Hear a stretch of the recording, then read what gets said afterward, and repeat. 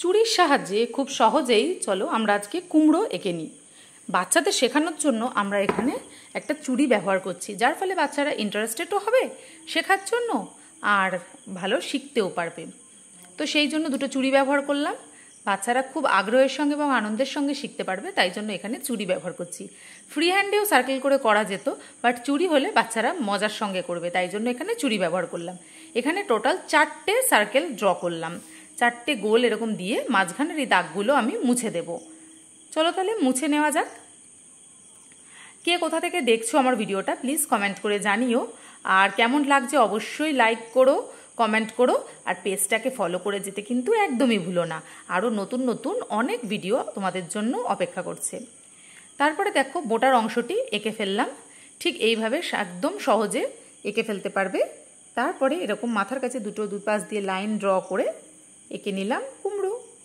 খুব সহজেই কিন্তু দেখো এখানে কিন্তু আঁকা হয়ে গেল। মাঝখানের জায়গাটা একটু সুন্দর করে দিলাম যাতে কুমড়োর মতো লাগে আর কি, লাইন যে ড্রটা সেটা একটুখানি সুন্দর করে দিলাম।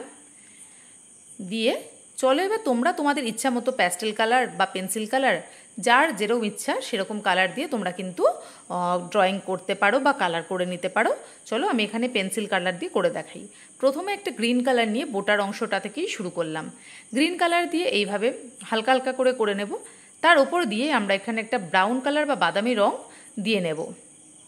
দিয়ে নিলে যেহেতু এখানে আমি পাকা কুমড়ো আঁকছি, তো সেই জন্য এখানে ব্রাউন কালারটা দরকার পড়েছে।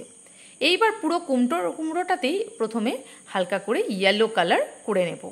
এবার কিছুটা ডার্ক করতে হবে, একটা সাইড থেকে ডার্ক থেকে লাইট করে করতে হবে, একদিকে ডিপ এবং অন্যদিকে হালকা।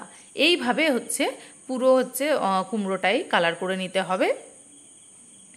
এরপরে চলো দেখা যাক কেমন লাগে দেখতে। তো তারপরে করব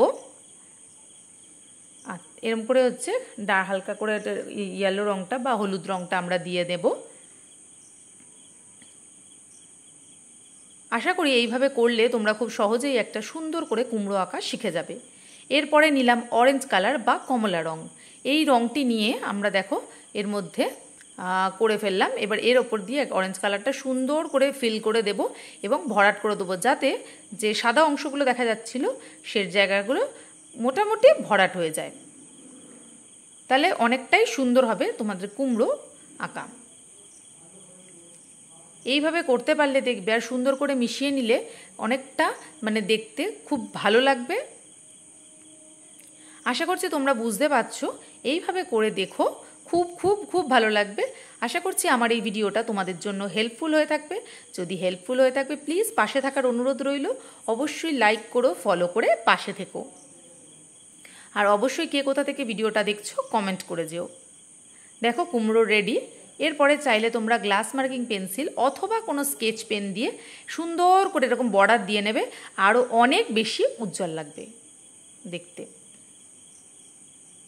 দেখো আরও অনেক বেশি ব্রাইট লাগছে কুমড়োটা। তো আজকের মতো ভিডিওটা এখানেই শেষ করলাম।